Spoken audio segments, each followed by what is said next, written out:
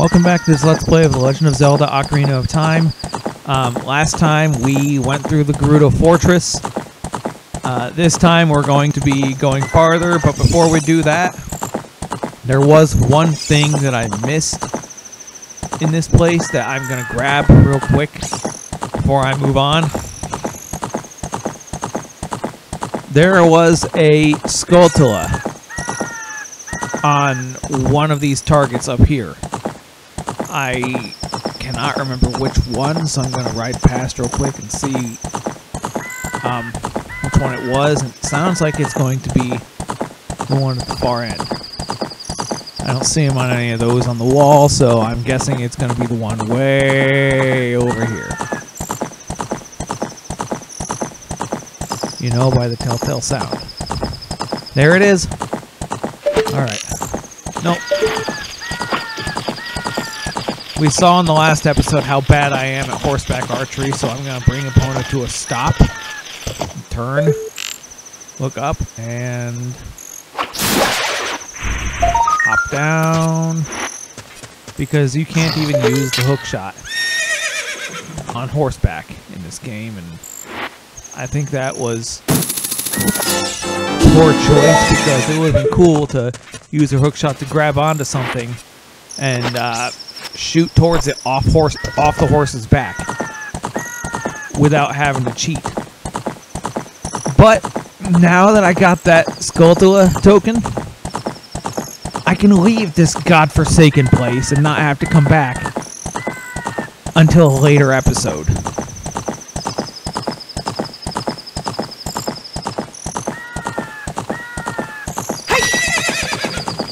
But what I'm gonna do next, I'm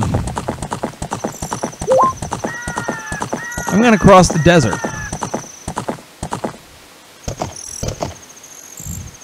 which means I have to talk to this Gerudo here, who tells me, "Hey, newcomer." She tells me absolutely nothing except hi, which means I have to climb this tall ladder. Get up here to talk to this Gerudo. Hey, rookie. Are you going into the desert? I'll open this gate for you, but you can't cross the desert unless you pass the 2 trials. The first trial is the River of Sand. You can't walk across this river. After you cross it, follow the flags are placed there.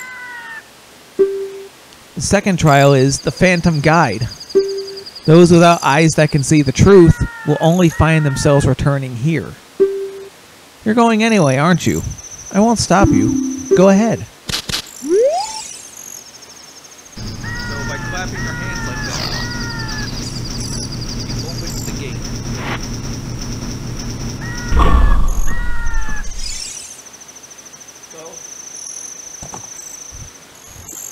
So I'm going to jump back down. And my rule of thumb to know whether rolling is going to help is if Link starts screaming, he will not take any damage unless he stops screaming. That's basically how I remember it. So here is the Haunted Wasteland, and if you'll excuse me for just 1 second, I have to fix something on my computer, or this will get cut off. Alright, I'm back. Now, the game says that you have to use the hover boots to get across that, but a much quicker way is to just grab onto the crates over there with the long shot. Like so.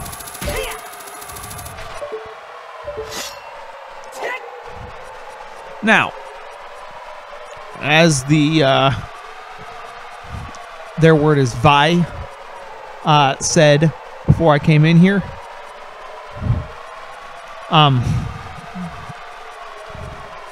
you follow the flag markers they put here to get to the next area.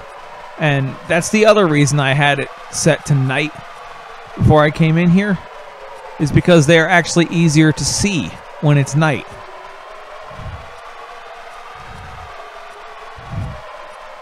See, here is the halfway point. And I'm going to go ahead and drop down here. because there's another gold skull tower down here.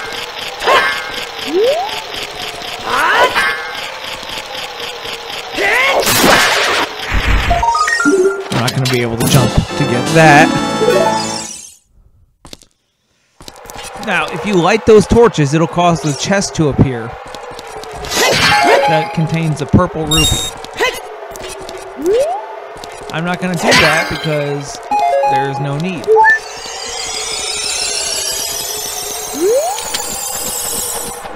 As you can see, my rupees are full, so it'd just be a wasted effort. But it is there if you need it, as I always say.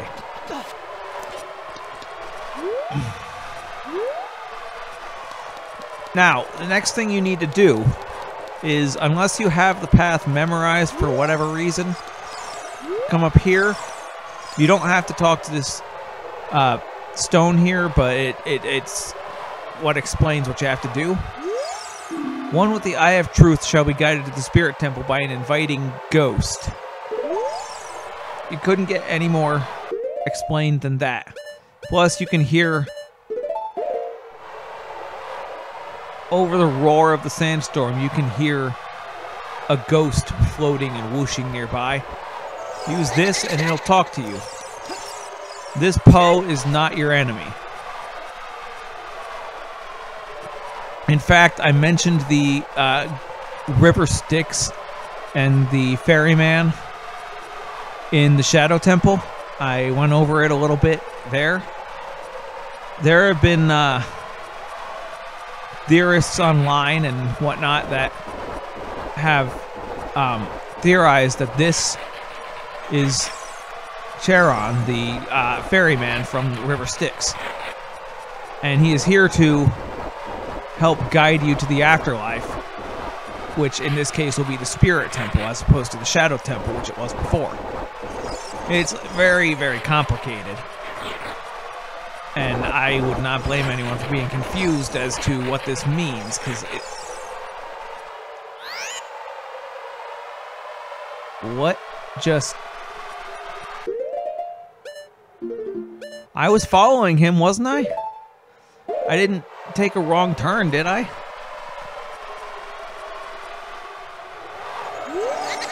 Alright. So, again, follow this ghost. And it does help to have your target on. Although, if you have your hover boots or iron boots on, you will fall behind. That must be what happened. I must have fallen too far behind.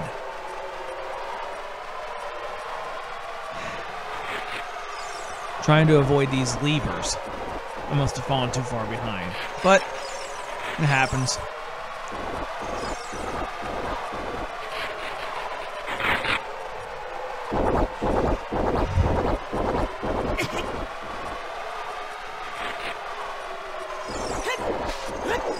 So, I'll try to keep up this time. Thankfully, I have double magic, so it shouldn't be wreaking havoc on my magic meter.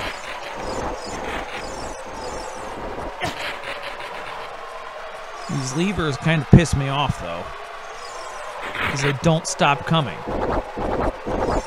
However, they are the second of 3 enemies that I brought up a long, long time ago in this Let's Play, that if you keep killing them, they keep getting bigger. The third being those crows at Lon Lon Ranch that also appear in this area, the Desert Colossus. So, now that we're here, there is one thing that I want to do first. Before I do that, I'm going to take off these hover boots so I'm not having ice physics in the middle of the desert. You see, there is a crack in the wall here.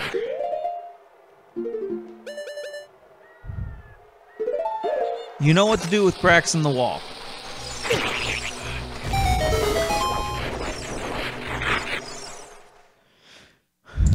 You go inside and there's the Great Fairies Fountain, yet another one. You know how to use these by now.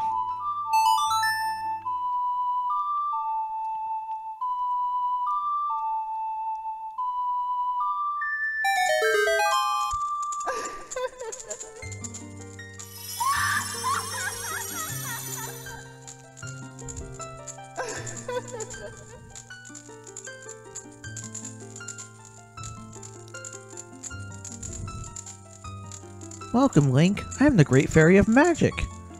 Great Fairy of Magic means we're getting another spell. I will give you a magic spell. Please take it. See?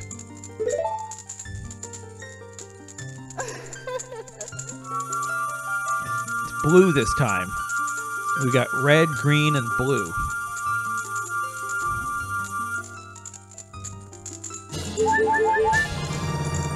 You got Nehru's Love. Cast this to create a powerful protective barrier.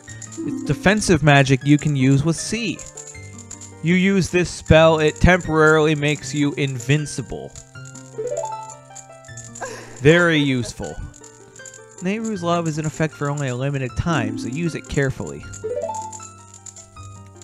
When battle has made you weary, please come back to see me. Okay. So there's that taken care of.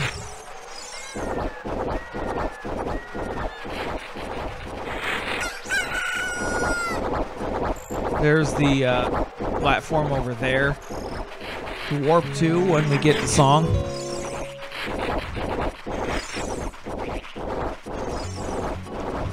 Let's explore around here a little bit, see what we can do right now that we're here. There's a tree over here. There's a couple trees. An empty oasis.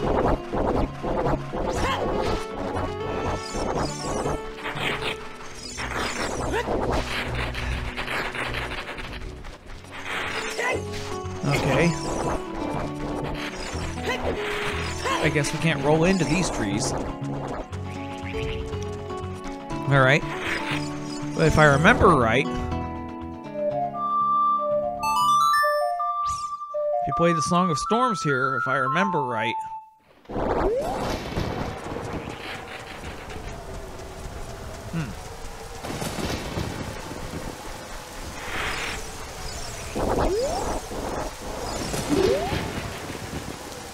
maybe you have to be standing here.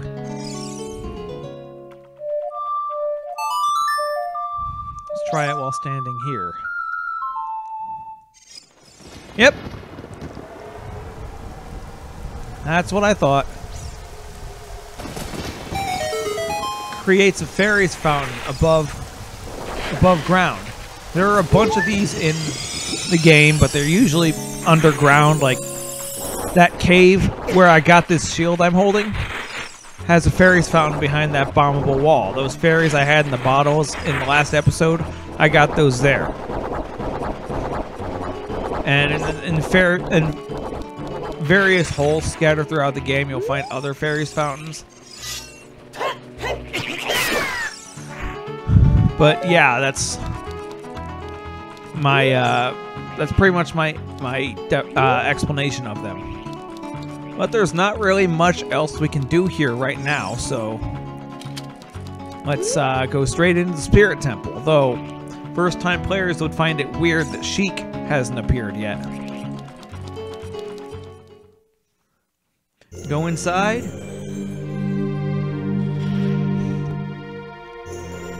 First thing you do is walk forward and those asshat jars attack you.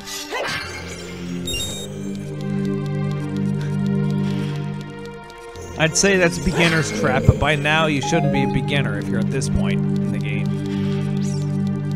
These two Armo statues attack you when you get near. You know how to deal with them from the Dodongo's cavern. Over here is a hole you can crawl through, except the Don't Link can't crawl. And over there is a large block that you can grab and push, except it's too heavy to push. You look around, there's a hole up there in the ceiling that ostensibly you're supposed to get through. Except looking around, there's no way to get through it. You're stuck. There's no way to get through this room right here. You're stuck in this first room. Only thing you can do is leave and potentially come back later. When you step out,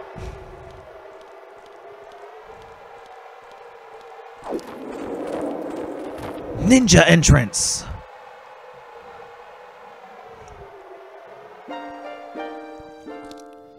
Past, present, future. The Master Sword is a ship with which you can sail upstream and downstream through Time's river. The port for that ship is in the Temple of Time. To restore the Desert Colossus and enter the Spirit Temple, you must travel back through Time's flow. Listen to this Requiem of Spirit. This melody will lead a child back to the desert.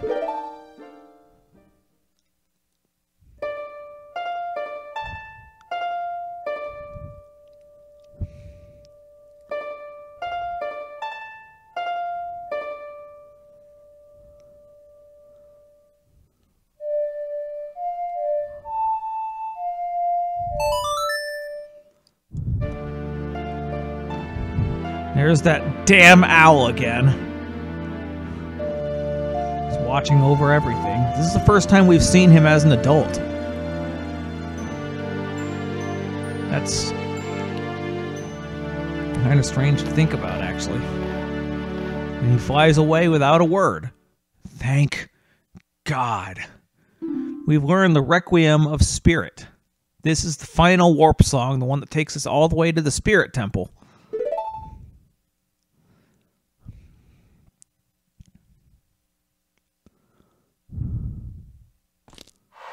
No, I'll see you again? Is this supposed to be the last time we meet? Okay. Well, with not really anything else to do, I say we put the Master Sword in the stone and see what we can do as a child.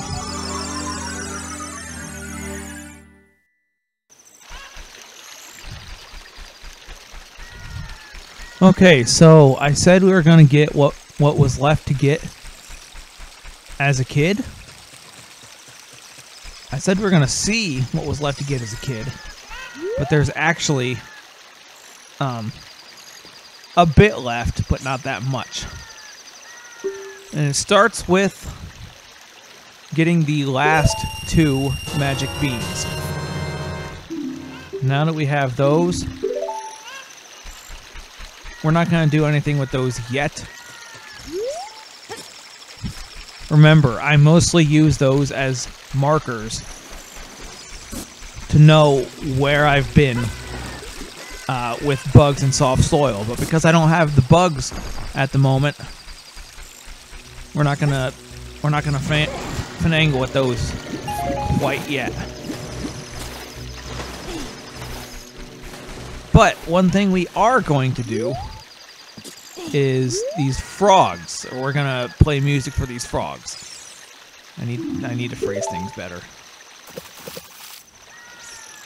Now, what you want to do with these frogs is you want to play all 6 of the non-warp songs. I'm gonna start with the Song of Storms. As you can see, there are 5 frogs, and each one responds to a specific note on the ocarina. The first time I tried to play the Song of Storms, I messed it up, and the C left frog responded to me playing C left by accident. And they play a Singing in the Rain. They do a Singing in the Rain reference. I love that.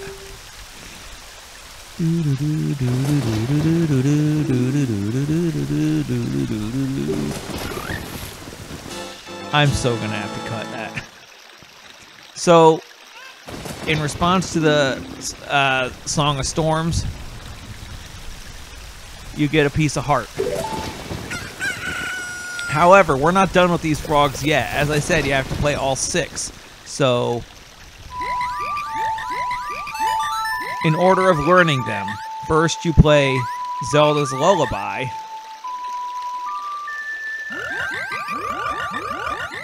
Then you play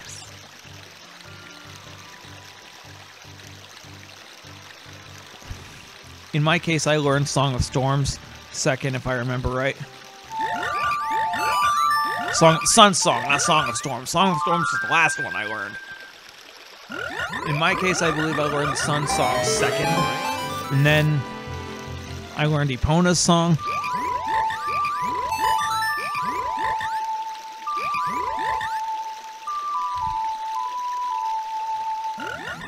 Then Saria's song.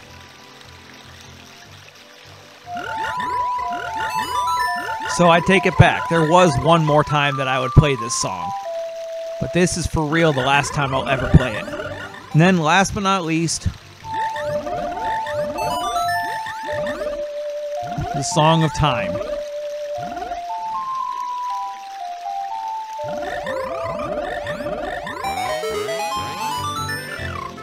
That makes them all grow into larger frogs. Then, once you've done that, pull out the ocarina again, and there's a mini game they have you play.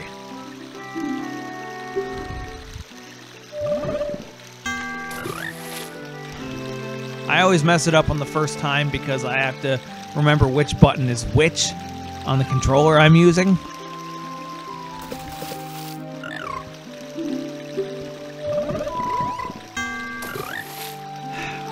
This might take me a minute, but this is nowhere near as frustrating as the last episode.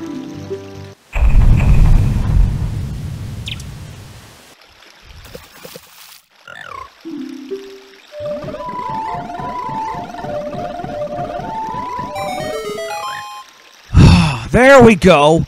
So many times I was just one button away, but finally I got it. There's another piece of heart. I got it.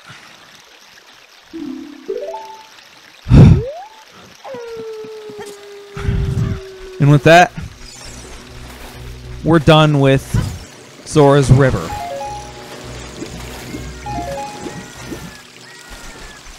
We are done with Zora's River. As a child, anyway. Next, I'm going to go grab 2 bugs.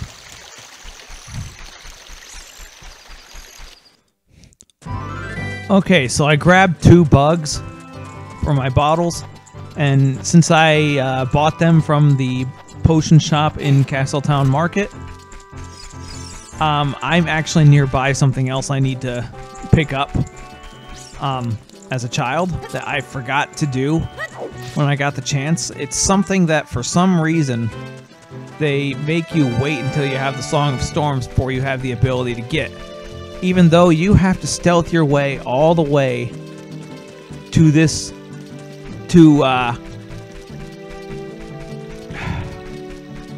well, it's past the moat of Hyrule Castle.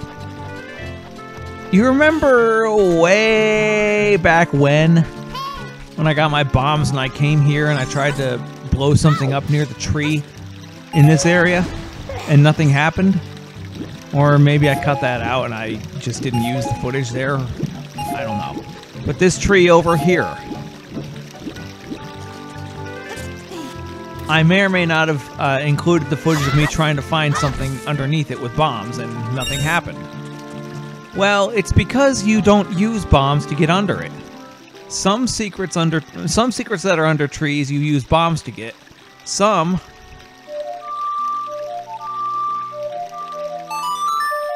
you use the Song of Storms to get to. Not every tree has a secret under it. But as you can hear, there is a gold Skulltula down here.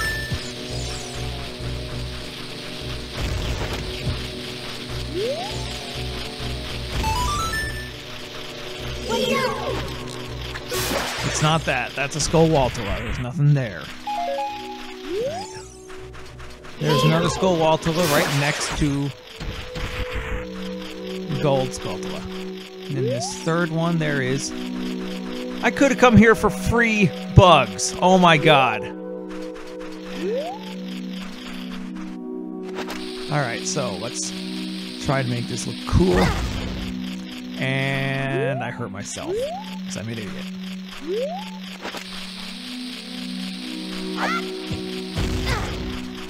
Nope. Didn't work. Screw it. Not doing that again.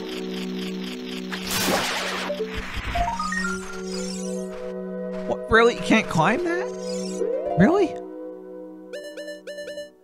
Tease me with that with the skull waltulas. Assholes.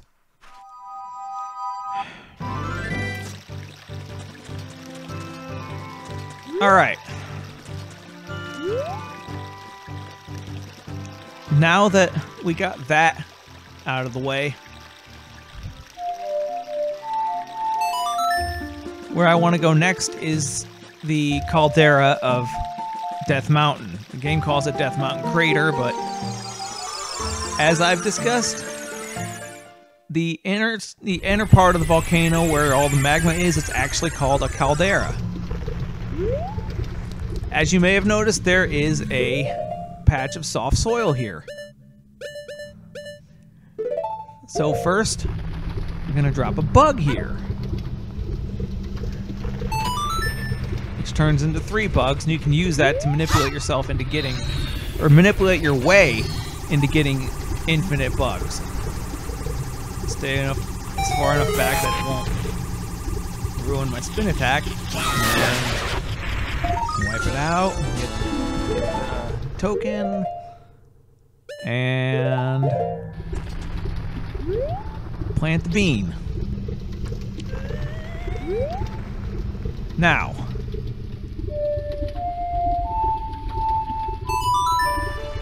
the next place that I want to go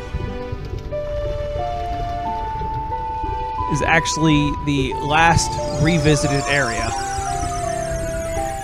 that we missed anything that you can get as a kid. So here, I may have gone over this area over here. If I did, I may have tried to get what's here, but if I did, I would have only half-assed it at the time and said I'll come back later. It's later. And this is the last thing that I need to collect in the overall world as Child Link. Because once we go into the Spirit Temple, once we clear the Spirit Temple as Child Link, that's the last you'll ever see of him as a child for the rest of the game. If I haven't already been here, this is the fishing pond. It looks like I have.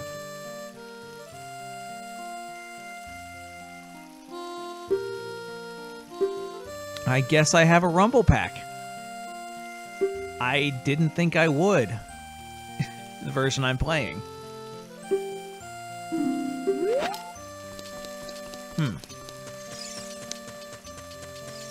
Chalk it up to another one of those oddities that keep happening in this playthrough. Alright, I think this is where the see, what you have to do here is you have to entice and catch a fish that's 15 pounds or more.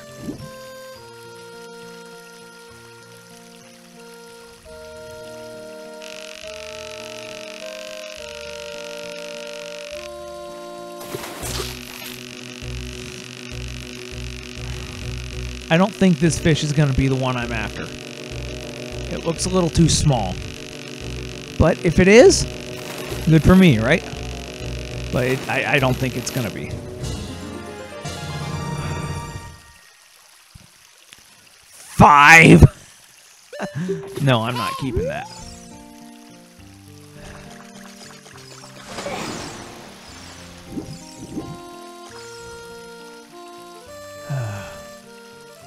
Where did it go?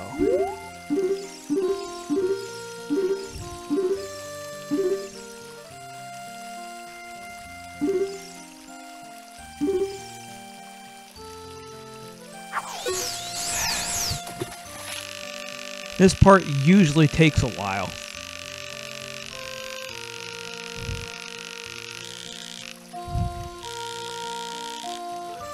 Oh, there it is.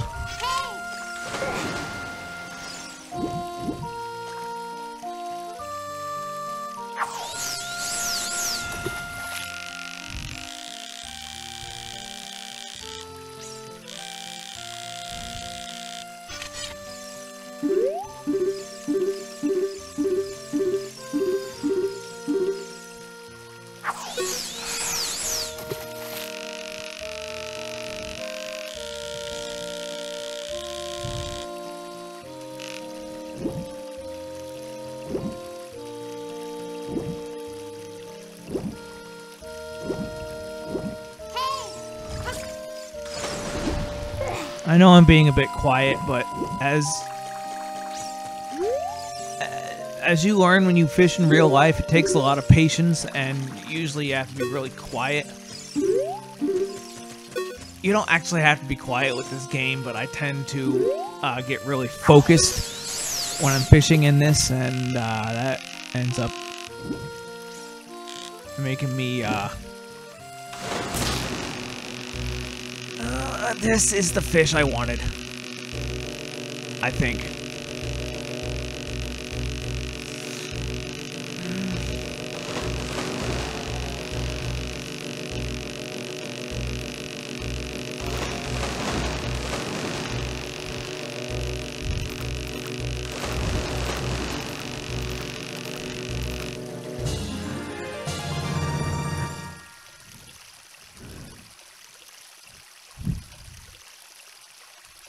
Well, maybe my notes are wrong. Maybe you just need a 10-pound fish as a kid. Maybe 15 is for adult. I'll try it. See what happens.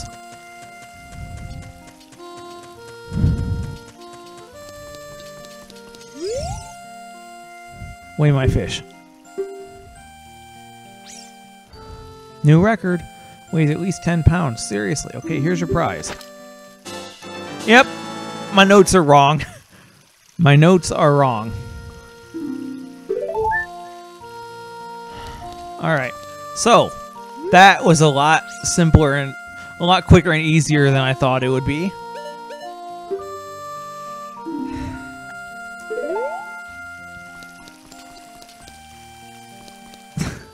That was a lot quicker and easier than I thought it would be. I thought I'd be sitting here for another couple hours, but no. It just took less than... Yeah, it took less than 10 minutes in there, I think.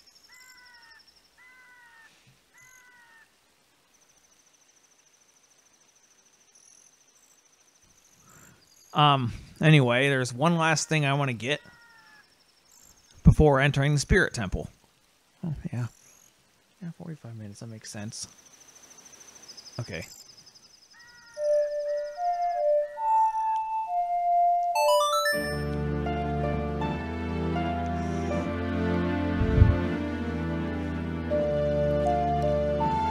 So yeah, there is, like I said, there's one last thing I want to get as Child Link before I enter the Spirit Temple.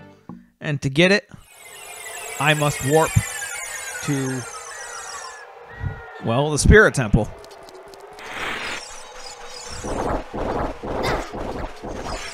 And I saved this for last because I was coming here anyway. As you can see, there is a patch of soft soil here. The last one in the game. If you try to buy any more magic beans from the salesman, he'll tell you he's out.